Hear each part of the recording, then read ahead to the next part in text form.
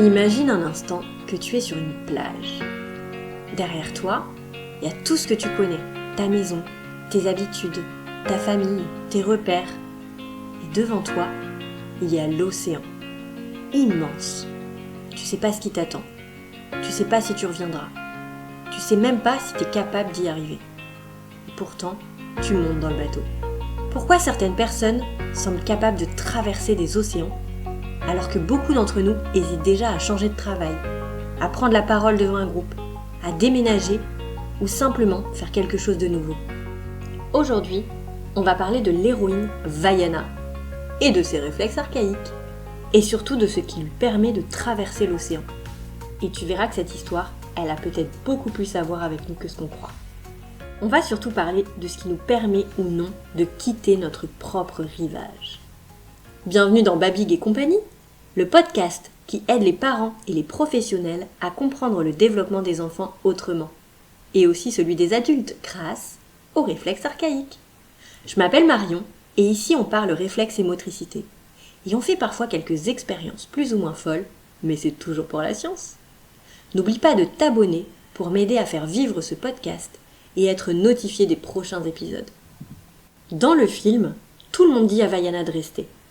Ne dépasse pas le récif, ici t'es en sécurité, l'océan c'est dangereux.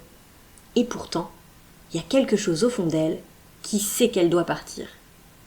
C'est pas qu'elle n'a pas peur, au contraire, elle doute, elle échoue, elle fait même demi-tour, mais elle repart. Parce qu'au fond, elle ne cherche pas seulement à explorer le monde, elle cherche aussi à découvrir qui elle est. Et finalement, est-ce que nous ne faisons pas tous la même chose? Chaque changement ressemble un peu à un départ en mer. Changer de métier, devenir parent, quitter ses parents, se séparer, prendre la parole, créer son entreprise, dire non, dire oui. Toutes ces situations nous demandent de quitter un rivage connu pour naviguer vers quelque chose d'inconnu. Alors pourquoi certains semblent-ils embarquer assez facilement, tandis que d'autres restent sur le quai? Et ce qui est fascinant, c'est que souvent on croit que c'est une question de courage. On admire ceux qui osent, on se dit « lui, c'est un aventurier, elle a peur de rien ». Mais si c'était pas seulement une histoire de caractère, si derrière cette capacité à explorer, il existait quelque chose de beaucoup plus profond. Parce qu'au fond, quitter sa zone de confort, ça consiste pas seulement à aller vers l'inconnu. Ça consiste surtout à accepter de quitter ce qui nous rassure. Et ça, notre cerveau, il aime pas toujours ça. D'ailleurs, il suffit parfois de regarder les jeunes enfants. Il y en a qui, à peine arrivés dans un parc, partent explorer chaque recoin. Et d'autres qui gardent une main accrochée au pantalon de leurs parents pendant de longues minutes avant d'oser s'éloigner. Aucun des deux n'a tort, ils n'ont simplement pas encore le même sentiment de sécurité intérieure. Et finalement, on continue à faire la même chose une fois adulte. Simplement avec des zones de confort un peu plus grandes. Avant de parler de réflexes archaïques, je te propose une petite expérience. Pose une main sur ton nombril. Oui, je sais, je fais souvent faire des choses un peu étranges dans ce podcast, mais fais-moi confiance. Pose ta main sur ton nombril. Ferme les yeux quelques secondes, respire tranquillement. Et demande-toi simplement, est-ce que j'ai l'impression d'habiter pleinement mon corps? Ou est-ce que j'ai souvent la sensation d'être surtout dans ma tête? Si tu es convaincu d'être à la bonne place, entre guillemets, tes pieds vont peut-être s'ancrer dans le sol. Si au contraire, au fond de toi, tu sais qu'il faudrait opérer un changement, alors ton corps va peut-être osciller ou perdre un peu l'équilibre. Observe simplement ce qui se passe. Peut-être que tu te sentiras parfaitement stable, peut-être au contraire que ton corps oscillera légèrement. Il n'y a pas de bonne ni de mauvaise réponse, c'est simplement une invitation à écouter ce que ton corps raconte. Ça peut paraître étonnant, mais le nombril, il raconte une histoire. C'est notre première connexion avec la vie. Pendant toute la grossesse, c'est grâce au cordon ombilical que le bébé reçoit l'oxygène, les nutriments, tout ce dont il a besoin pour grandir. Puis un jour, le cordon est coupé. Mais cette coupure, elle signifie pas seulement que le bébé respire désormais tout seul. Elle marque aussi le début d'une immense aventure. Celle qui consiste à devenir soi, à s'incarner.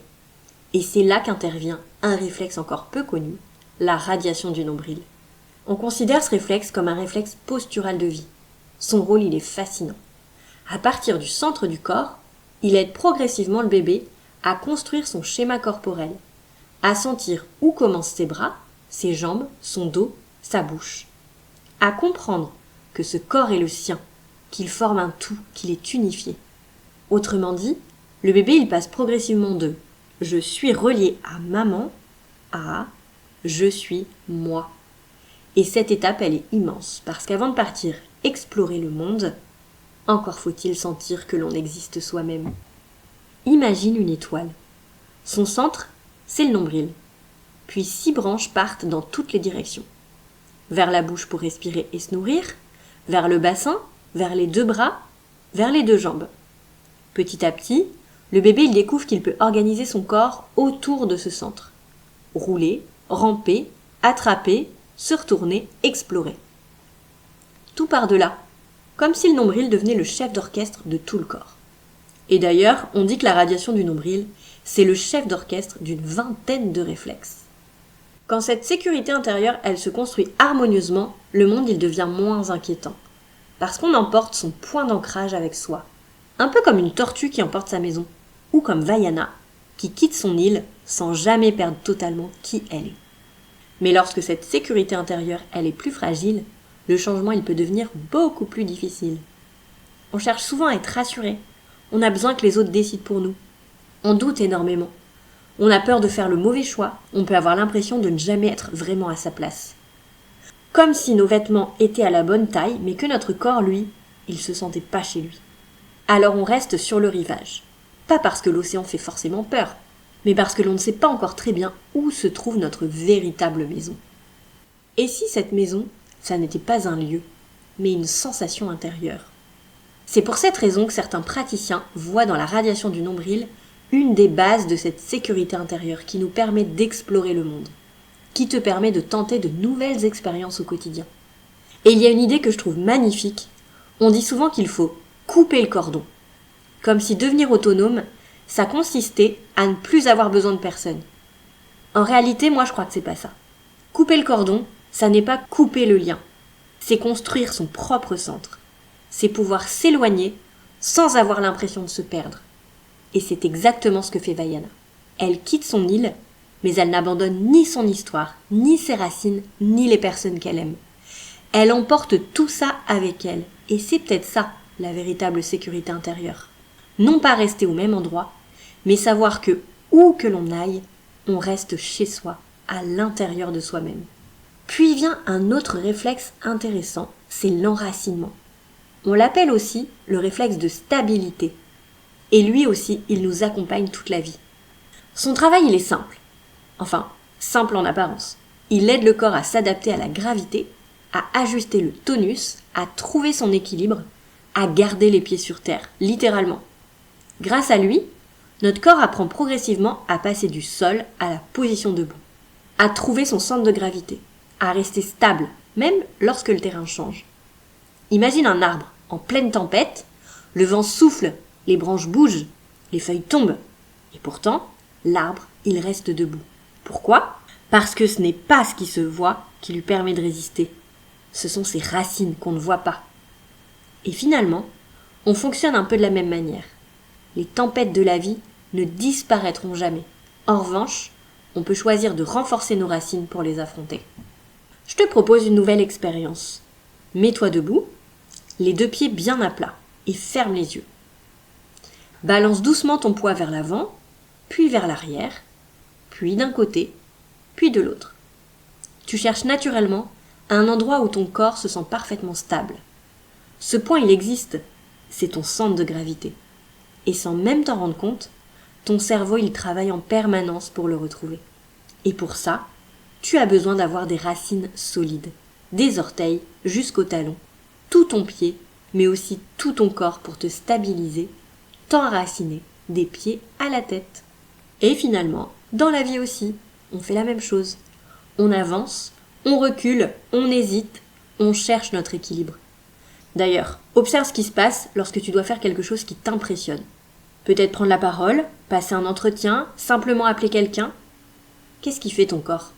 Tes épaules, elles remontent, ton ventre, il se serre, tes pieds viennent plus légers, t'as peut-être même envie de reculer d'un pas. Moi, j'adore, je trouve ça fascinant. Avant même que notre tête prenne une décision, notre corps, lui, il raconte déjà toute une histoire. Lorsque l'enracinement est bien installé, ça devient plus facile d'affronter les changements. Parce que nos pieds, ils restent symboliquement reliés au sol, avec la tête bien accrochée au reste du corps. On peut explorer, on peut créer, on peut imaginer, on peut prendre la parole et exprimer nos idées. Comme un arbre, ses racines, elles ne l'empêchent pas de grandir. Elles lui permettent justement de monter très haut. A l'inverse, lorsque cet enracinement il est plus fragile, le moindre changement, ça peut ressembler à une tempête. On perd pied, on se sent vite déboussolé, on contrôle beaucoup, on préfère ce qu'on connaît, parce que l'inconnu, ça ressemble à une perte d'équilibre. Alors bien sûr, comme toujours dans ce podcast, les réflexes archaïques, c'est pas l'unique explication. Notre histoire de vie, notre tempérament, notre environnement, nos expériences, tout ça, ça participe aussi à construire notre confiance. Les réflexes, ils représentent une pièce supplémentaire du puzzle, une piste intéressante pour mieux comprendre les liens entre tout ça, pourquoi certaines personnes semblent avancer avec confiance, tandis que d'autres ont parfois l'impression de rester bloquées sur le quai. Chez les enfants, cette construction, elle commence très tôt.